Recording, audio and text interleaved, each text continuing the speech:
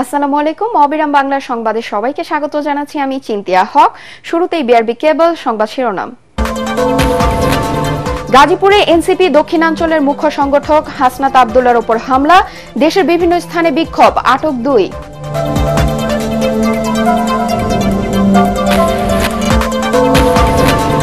এখনো অচল অবস্থা কাটেনি কুয়েটের, ক্লাসে ফেরেননি শিক্ষকরা। পরিস্থিতি স্বাভাবিক করতে শিক্ষক ও শিক্ষার্থীদের সাথে কিছুক্ষণের মধ্যে বৈঠকে বসবেন উপাচার্য। বরিশালের নদীগুলো ইলিশ শূন্য, অবৈধভাবে নেট জাল দিয়ে ঝাটকা ধরার কারণেই এ পরিস্থিতি, অভিযোগ সংশ্লিষ্টদের।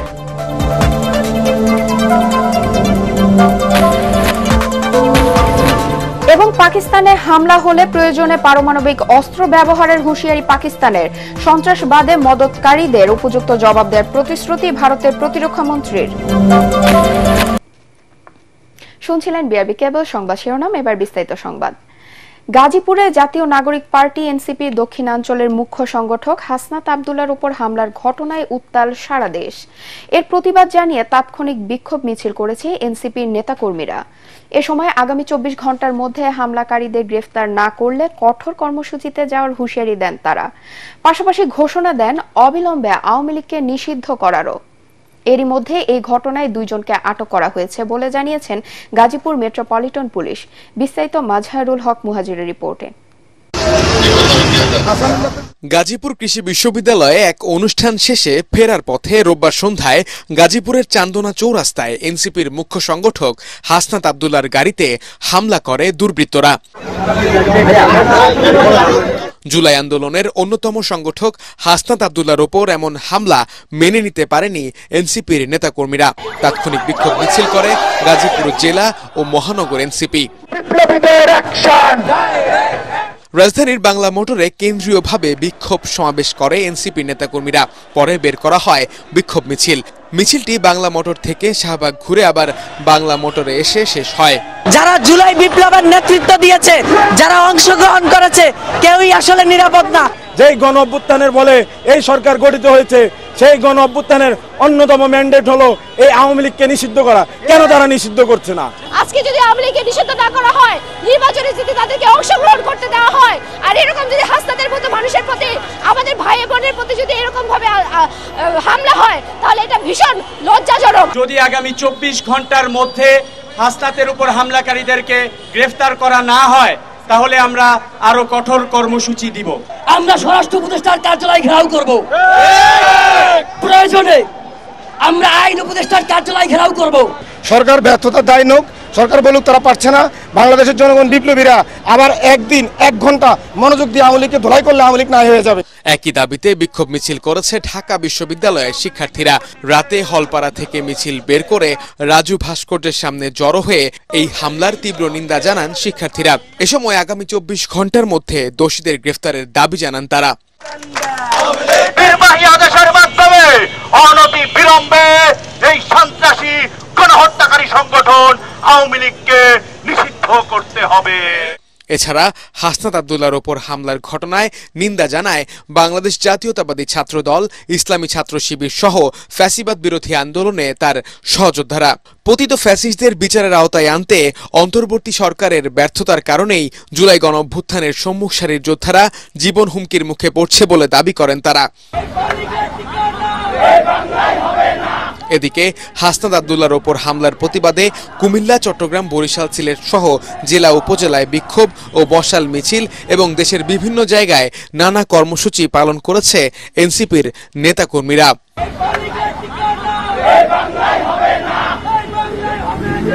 যদিও এই ঘটনার পর এলাকায় অভিযান চালিয়ে পুলিশ 2 জনকে আটক করেছে। আটককৃত নিজামউদ্দিন গাজীপুর মহানগর 13 নম্বর ওয়ার্ডের যুবলীগ নেতা। অন্যজন মাসুম আহমেদ কাশিমপুর থানা শেখ রাসেল শিশু কিশোর পরিষদ নামের একটি সংগঠনের সভাপতি। মাজহারুল হক মুহাজির, এটিএন বাংলা, ঢাকা। এখনো অচলাবস্থার নিরসন হয়নি খুলনা প্রকৌশল ও প্রযুক্তি বিশ্ববিদ্যালয়ে। ক্লাসে ফেরেনি শিক্ষকরা। দীর্ঘ প্রায় 2.5 মাস বন্ধ থাকার পর সিন্ডিকেটের সিদ্ধান্ত অনুযায়ী গতকাল থেকে বিশ্ববিদ্যালয় খুললেও একাডেমিক কার্যক্রমে শিক্ষকরা যোগ দেননি। বিশ্ববিদ্যালয়ের আবাসিক হলগুলোতে শিক্ষার্থীরা ফিরে এলেও ক্লাস না হয় ক্যাম্পাসে ফেরেনি প্রাণচাঞ্চল্য। তবে ভারপ্রাপ্ত ভিসি অধ্যাপক ডক্টর হযরত আলী শিক্ষকদের সাথে বৈঠকের পর আজ শিক্ষক সমিতি বেলা 11টায় সাধারণ সভায় বসে পরবর্তী করণীয় ঠিক করবে। পাশাপাশি সার্বিক পরিস্থিতি নিয়ে সকল শিক্ষার্থীর অংশগ্রহণে বিশ্ববিদ্যালয়ের অডিটোরিয়ামে সভা করবেন ভারপ্রাপ্ত ভিসি। কুয়েটের রেজিস্ট্রার প্রকৌশলী মোহাম্মদ আনিসুর রহমান ভূঁইয়া জানান, পরিস্থিতি স্বাভাবিক করতে কাজ করছে বিশ্ববিদ্যালয় প্রশাসন। আশা করি যে আমরা চেষ্টা চালাচ্ছেন যে 2 দিনের মধ্যে কিভাবে আমাদের একাডেমিক এডুকেশন শুরু করা যায় এবং এটা বাস্তবায়িত করা যায়। ক্ষমতায় থাকুক না থাকুক বিএনপি গণমাধ্যমের স্বাধীনতার পক্ষে বলে জানিয়েছেন দলটির মহাসচিব মির্জা ফখরুল ইসলাম আলমগীর। অপতথ্য মুক্ত গণমাধ্যমের ক্ষেত্রে সবচেয়ে বড় বাধা উল্লেখ করে তিনি বলেন, এর বিরুদ্ধে সজাগ না থাকলে গণ অভ্যুত্থানের সুফল ম্লান হয়ে যাবে।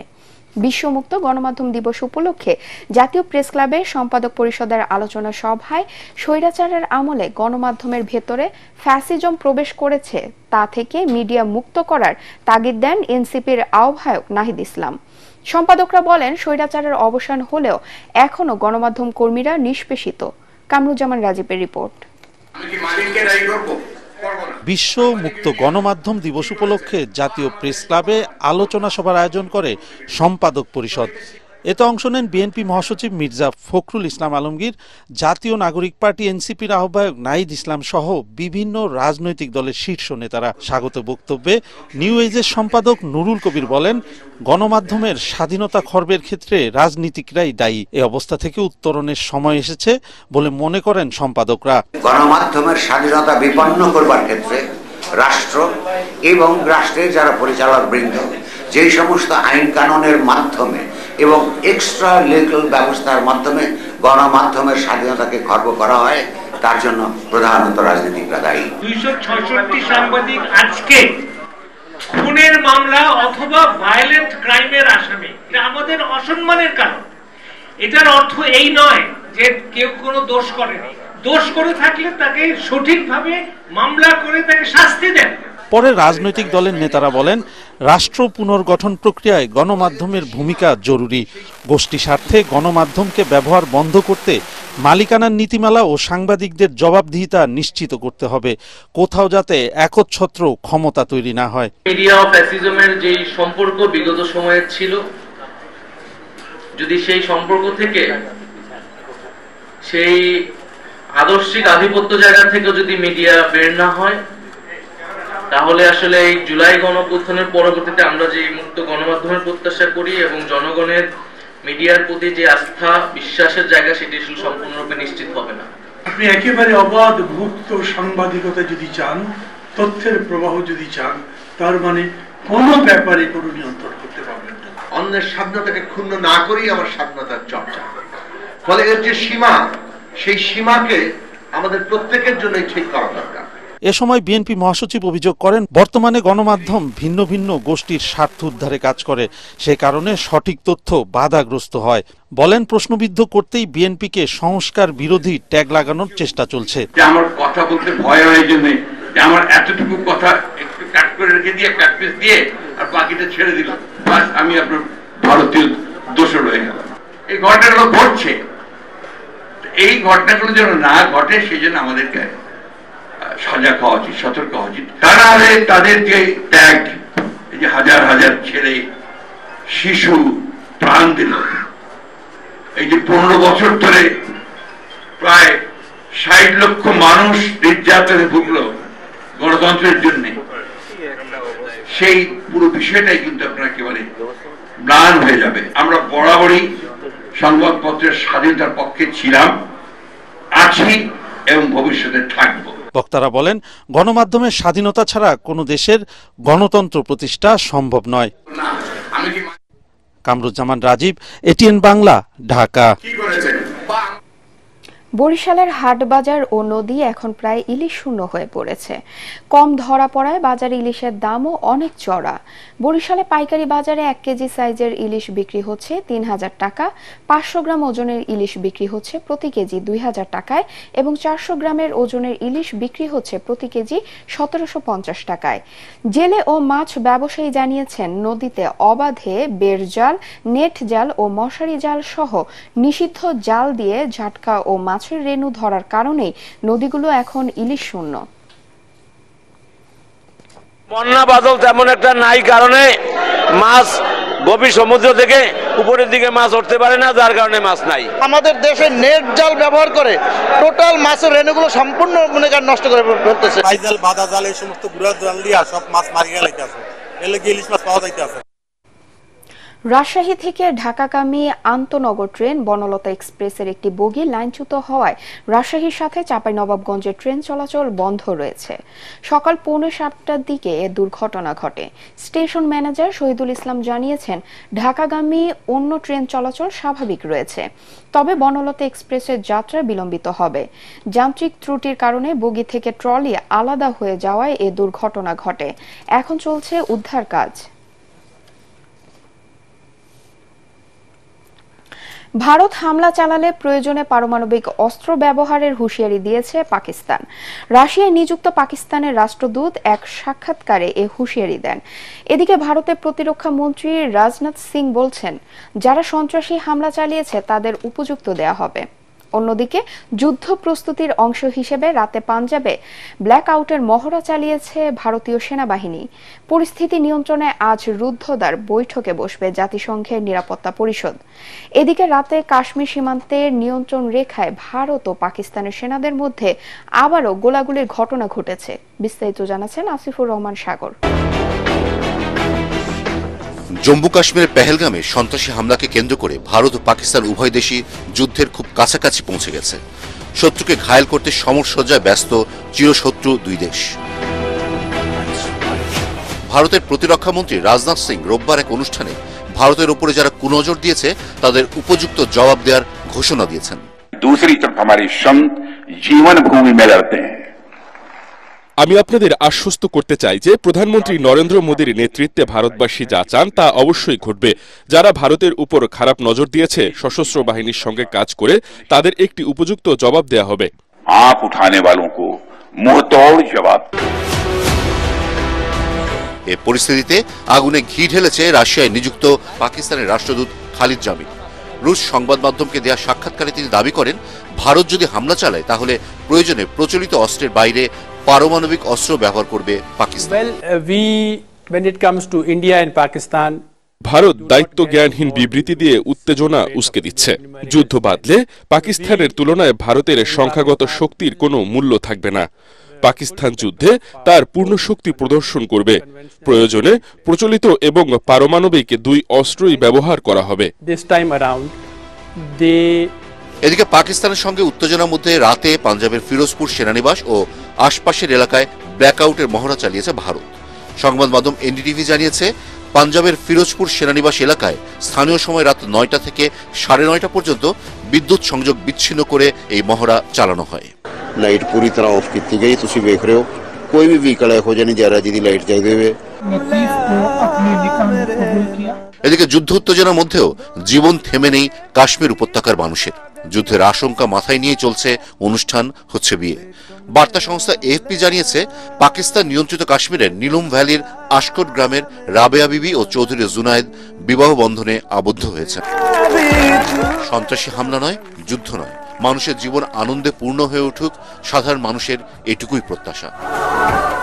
আসিফুর রহমান সাগর, এটিএন বাংলা। ঝালকাঠিতে দিন দিন বাড়ছে তিল চাষ। বীজ বপনের পরে মাত্র 3 মাসের মধ্যে এই ফসল ঘরে তোলা যায়। স্থানীয় বাজার সহ সারা দেশে তিলের ব্যাপক চাহিদা থাকায় পাওয়া যায় ভালো দাম। এছাড়া অন্যান্য ফসল চাষের তুলনায় 3 গুণ লাভজনক হওয়ায় দিন দিন তিল চাষে আগ্রহী হয়ে উঠেছেন কৃষকরা। ঝালকাঠি থেকে HM নাসির উদ্দিনের পাঠানো তথ্য ছবি নিয়ে রিপোর্ট আরও জানাচ্ছেন আশিকুর রহমান। চাষ খরচ ও রোগবালাই কম এবং তেমন পরিচর্যার প্রয়োজন না থাকায় ঝালকাঠিতে বাড়ছে তিল চাষ। স্থানীয় জাত ছাড়াও বাড়ি তিল 4 এবং বিনা তিল 3 চাষ করে সফল হয়েছেন চাষিরা। বীজ বপনের পরে মাত্র 3 মাসের মধ্যেই ফসল তুলতে পারেন কৃষকরা। পাশাপাশি স্বাস্থ্যসম্মত ভোজ্য তেল ছাড়াও বিস্কুট এবং খাজাসহ বিভিন্ন খাদ্যপণ্যে ব্যবহার বেড়ে যাওয়ায় বাজারেও রয়েছে তিলের ব্যাপক চাহিদা।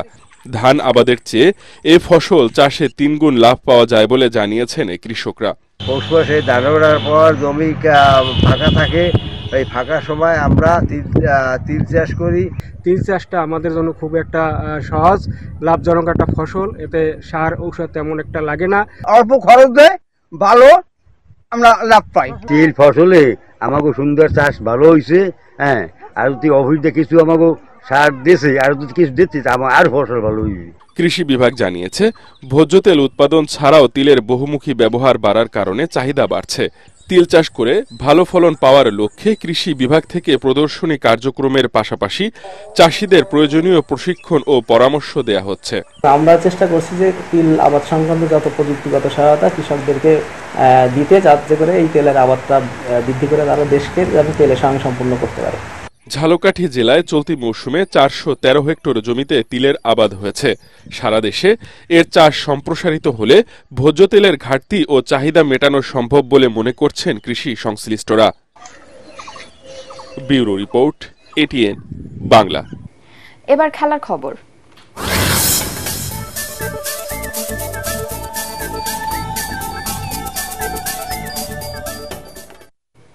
জার্মান বুন্দেসলিগার শিরোপা জিতেছে বায়ার্ন মিউনিখ।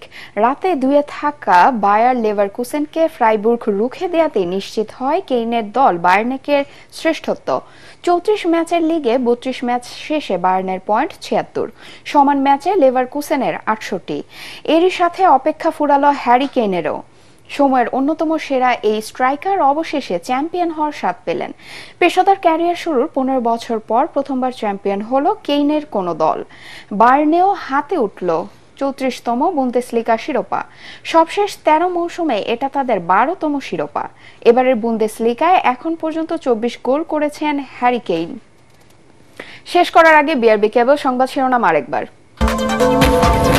গাজীপুরে এনসিপি দক্ষিণাঞ্চলের মুখ্য সংগঠক হাসনাত আব্দুল্লাহর উপর হামলা, দেশের বিভিন্ন স্থানে বিক্ষোভ, আটক 2।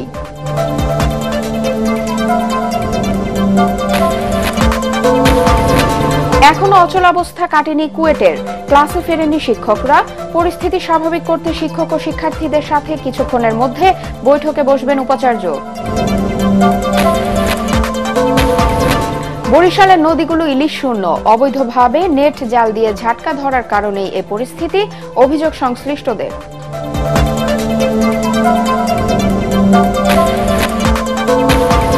এবং পাকিস্তানে হামলা হলে প্রয়োজনে পারমাণবিক অস্ত্র ব্যবহারের হুঁশিয়ারি পাকিস্তানের, সন্ত্রাসবাদে মদতকারীদের উপযুক্ত জবাব দেওয়ার প্রতিশ্রুতি ভারতের প্রতিরক্ষা মন্ত্রীর।